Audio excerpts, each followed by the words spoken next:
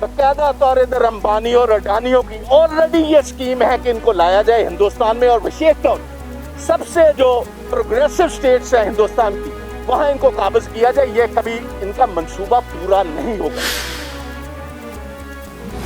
ये किसान वो हैं, जब ये उठ खड़े हुए कोई सरकार इनका सामना नहीं कर पाएगी। आप जितना मर्जी आपका मीडिया अच्छा चलता हो, जो मर्जी मीडिया के जरिए आप लोगों तक भयभीत करने की कोशिश करो, ये नहीं मानेंगे।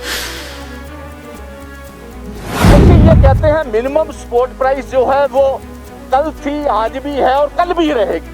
हम इनका कैसे विश्वास कर सकते हैं?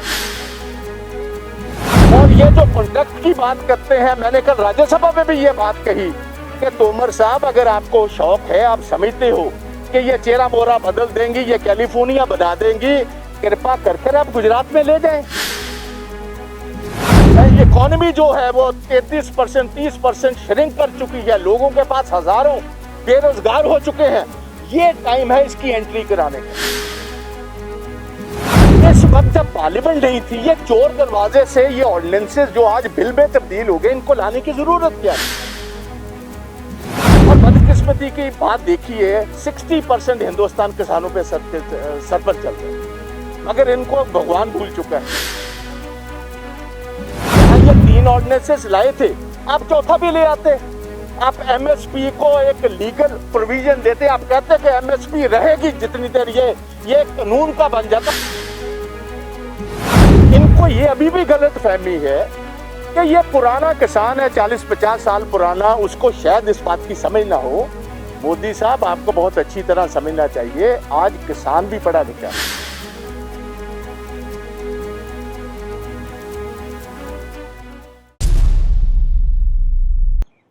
ये गलतियां करती रही हैं कि धूल चेहरे पर थी, वो आईना ही साफ करती है।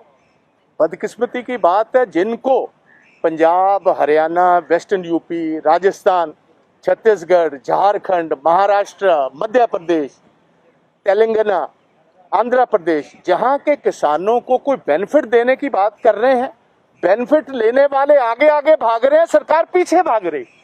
अफसोस, मैंने पहली दफा देखा है कि किसान आगे भाग रहे हैं, सरकार पीछे भाग रही है।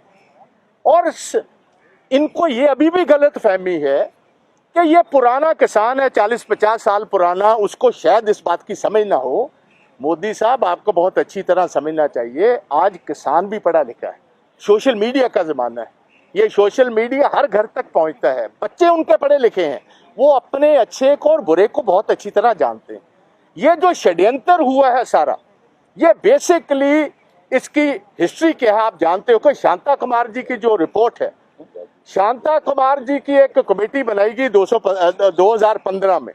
उनकी बेसिक ये बात थी कि फूड कॉर्पोरेशन ऑफ इंडिया जो है वो 4 लाख करोड़ के नुकसान में है। इस पे 40,000 करोड़ हर साल का नुकसान है।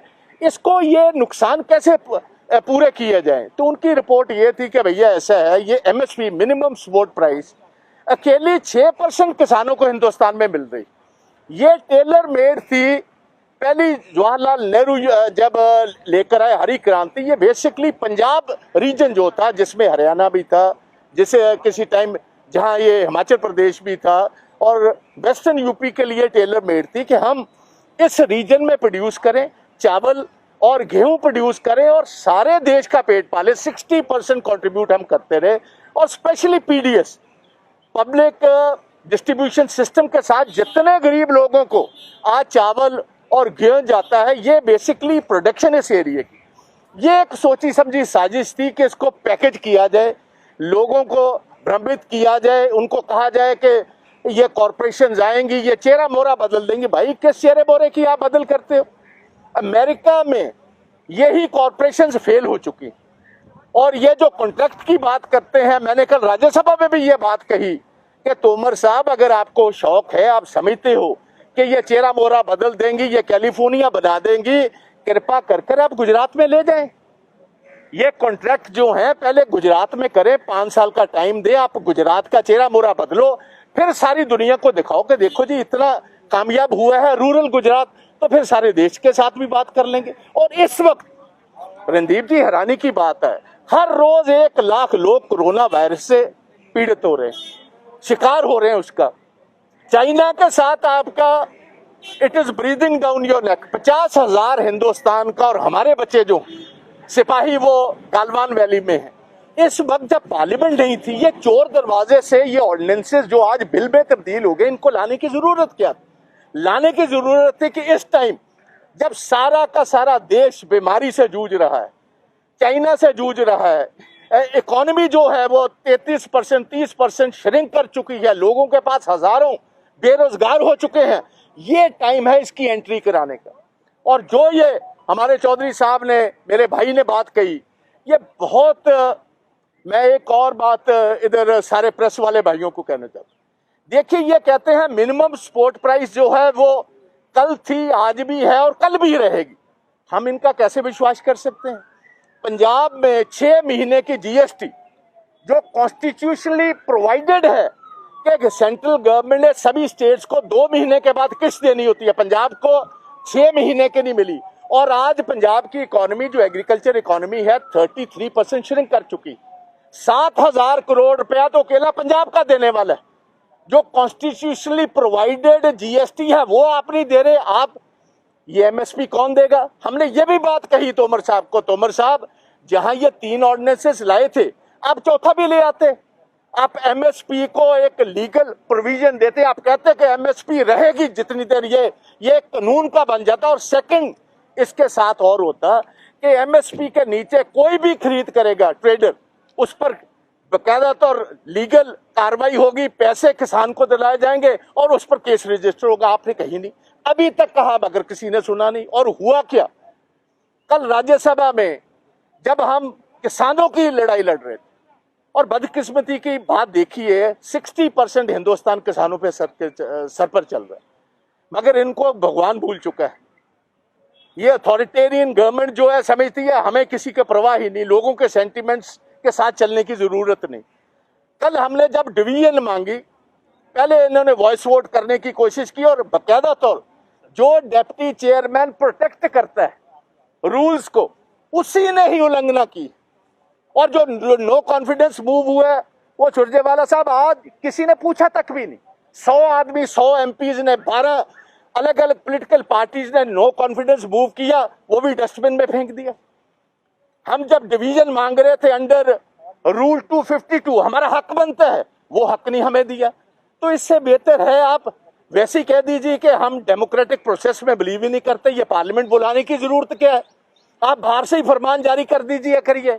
ये तुगलकी फरमान जो है बाहर से जारी कर दिए, मगर हिंदुस्तान के लोग, जैसे मेरे भाई ने कहा सुरजेवाला साहब ने, भैया हिंदुस्तान के लोग और विशेष तौर जो हमारा एरिया है, उन्होंने तो सिकंदर आजम अलेक्जेंडर के ग्रेट को नहीं कभी घुसने दिया। आप तो चीज ही कुछ नहीं हो। अगर आप समझोगे प्यार से तो हम मान सकते हैं हिंदुस्तान का किसान, अगर जबरी आप डराकर और धमकाकर इनके हक पर आप सोचो कि हम इनको डरा धमकाकर अपनी पॉलिसीज के साथ और ईस्ट इंडिया कंपनी ले आएंगे। जब ईस्ट इंडिया कंपनी आई है भाई, वो भी ट्रेडिंग हाउस था, फिर हिंदुस्तान पर काबज हुई। ऐसे ही पोर्चुगीज ट्रेडिंग हाउस गया, गोवा पर काबज हो गया। वर्ल्ड ओवर डच कॉलोनीज जितनी बनी है, जर्मन कॉलोनीज बनी है, फ्रेंच कॉलोनीज बनी है, वो पहले ट्रेडिंग करने के लिए उन देशों में गए, फिर काबज हुए। और हमें भी पता है बकायदा तौर इधर अंबानी और अडानियों की ऑलरेडी ये स्कीम है कि इनको लाया जाए हिंदुस्तान में, और विशेष तौर सबसे जो प्रोग्रेसिव स्टेट्स है हिंदुस्तान की, वहां इनको काबज किया जाए। ये कभी इनका मंसूबा पूरा नहीं होगा। तो हम ये बात कहना चाहते हैं, देश की यूनिटी और इंटेग्रिटी के लिए, एक तरफ China is breathing down your neck, Jammu Kashmir is on the boil. Punjab में 15 साल हालात पहले बिगड़ चुके, हिस्ट्री है पंजाब की। आप ऐसे हालात मत पैदा कीजिए कि हिंदुस्तान की यूनिटी और इंटेग्रिटी के लिए एक क्वेश्चन मार्क पड़ते। और मैं शांता कुमार जी को भी ये बात कहना चाहता हूं और भाजपा की सरकार को, आपने कहा 6% लोग ही हैं जिनको ये बेनिफिट पहुंचता है। इनको ये पता नहीं वो 6% ने 60% इस देश के पेट पाले हैं 55 साल।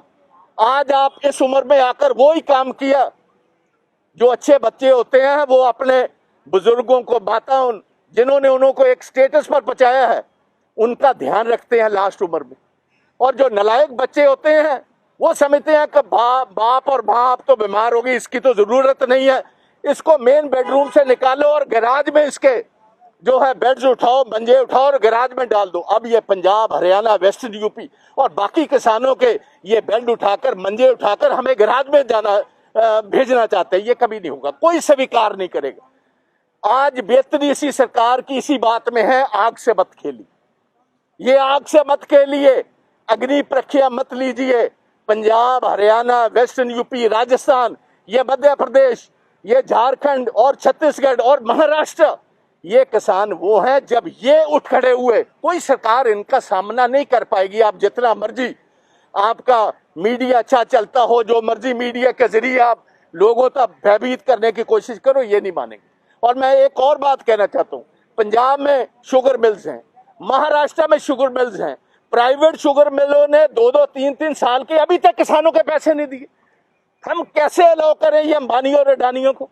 और मैंने ये भी सवाल किया था कि मोदी साहब, जब आप चीफ मिनिस्टर थे, आप गुजरात जो ओएनजीसी तेल निकालता है, आप उस पर तो लेते हो रॉयल्टी, त्रिपुरा रॉयल्टी लेता है तेल पर, असम रॉयल्टी लेता है तेल पर, सभी रॉयल्टी लेता है। क्या पंजाब, हरियाणा, जिन्होंने अपना पानी सारा खत्म कर दिया, हमारा जितना मीठा पानी था, most of the 90% blocks blackish पानी हो गए, हम पी नहीं सकते उस पानी को, एंड ये सेमी डेजर्ट बनने वाले हैं देश की सेवा करते हुए।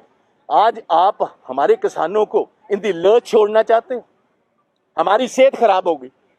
कॉटन हम देश के लिए पैदा करते हैं, मालवा रीजन जहां से सरदारनी हरसिमरत कौर जी आती है, वहां से एक ट्रेन चलती है बठिंडा से लेकर बीकानेर तक 326 किलोमीटर, उस ट्रेन का नाम ही कैंसर एक्सप्रेस है।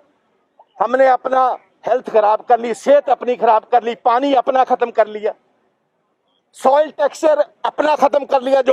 जो इंटेंसिव एग्रीकल्चर होता है, आपको पता है, उसके साथ जमीन भी खराब होती। आप हम धकेलना चाहते हो आप हमें, तो ये चीज बिल्कुल मैं समझता सबसे घातक ये काम इन्होंने करने की कोशिश की है। मैं अभी भी कहना चाहता हूं, इसमें सुधार करो। जो एप्रीहेंशन हैं, जो स्टेक होल्डर्स हैं, सारी 245 किसान जथेबंदी, उनको बुलाकर उनसे बात करो, एमएलए से बात करो, सूबों की एमपी से बात करो, उसके बाद ये फैसले करो। मैं इतने कहना चाहता हूँ। बहुत बहुत मिहरबानी, बहुत बहुत। साडा हर एक प्रोग्राम देखण ते साडे नाल जुड़न लई सबसक्राइब करो चैनल पंजाबी ते नोटिफिकेशन लई बेल आइकन वाले बटन ते क्लिक करो।